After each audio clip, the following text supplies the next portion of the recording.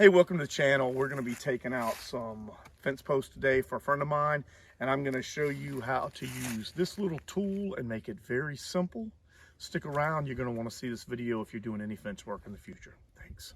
All right, so let me tell you a little bit about this piece of steel we're going to be using. We've been using this on the farm. You can see it's got a lot of worn use on it.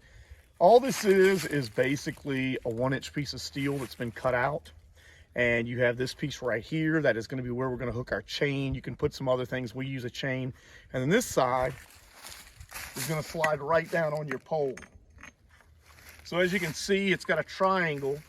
It goes right on the triangle and it comes down, and you put it on the side that has the tips. I just go ahead and drop it all the way to the ground. I'm going to pull the tractor around. I'm going to show you how to hook the chain up and show you how easy these are to come out. Okay, so we've got our boom attached up. One of the things I want to show you all is you're going to want maximum height. A lot of people don't have a 20-foot chain. I've got like a 6 or 7 foot. So when you have your boom, and if you're using this, make sure right here to go ahead and lower this to the bottom hole. And what that's going to do is it's going to allow for you to be able to get your boom up even higher. You can see we've got an extremely old one. It's made of rebar, but this could pull a train. So my neighbor let me borrow it. We absolutely love it.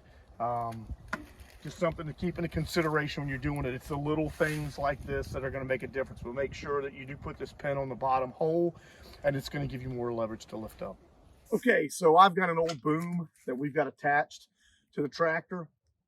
And all we're going to do is I've got a chain. It's not even a real high tensile chain. It's just not that strong of one, but you don't need one to really do this. You might if they're in the ground. We've had a couple that we were pulling out that lifted the whole front of the tractor up. If that's the case and you do run into that, and you want to make sure that you go back and forth a little bit with these just to kind of loosen them up if you can. What's really important when you're doing these is to remember your pole placement. And this is one of the reasons I think people get irritated when they're putting in fence, because, you know, these have probably been in my neighbor's place for probably 50 years. I think they had some cows and some hogs here at one time. So they're not going to be that easy to get out. But just keep in mind when you are doing any type of work and you're putting in a fence, take the time to really know what you're doing, because where you put your pole today may be a regret down the road. To make sure that pole placement is important. Okay, so all we're going to do, I put the pipe and put this plate on. All I'm going to do is run this chain underneath. I'm just going to loop it up right into that slot you can see right here. And that's it.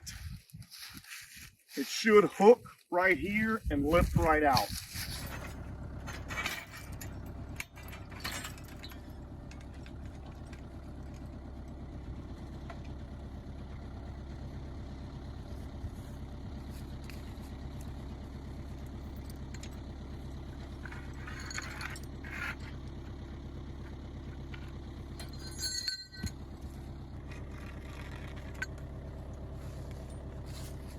One of the things to also think about is when you want to pull these poles.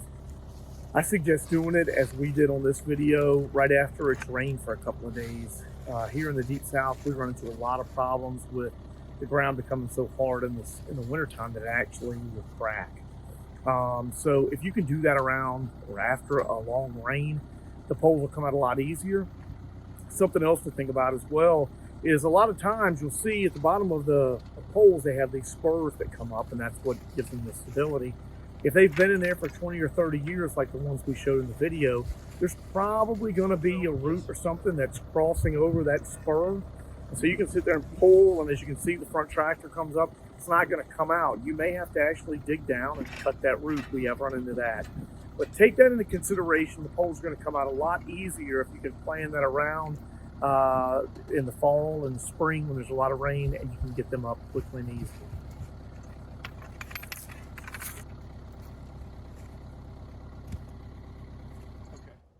Hey, I hope the video today has helped you out. This is probably one of the biggest things I get questions about. on the channel is how we get our poles out, how we know where we're going to put things. I've done a couple series on fencing, so thought I'd show you. You want to always be careful. I'm going to put the link to this on the description below. This is about a $10 maybe at the most. I've had this thing 20 years, but it's a valuable tool. One thing that I would recommend it's worn off, paint it red. It's very easy when you're out here working and then you can't find it. So mine is worn off over the years. I keep it in the back of my tractor, but I would definitely paint it red, especially if you're new to this, because you will lose it and you will have an awakening morning on the bush hog a year down the road if you can't find it and you hit it with it. If you have any questions or concerns, please let me know. As always, give me feedback on what you all think. I'm learning from you all just like you are from me. Have a great holiday, and we'll talk to you soon.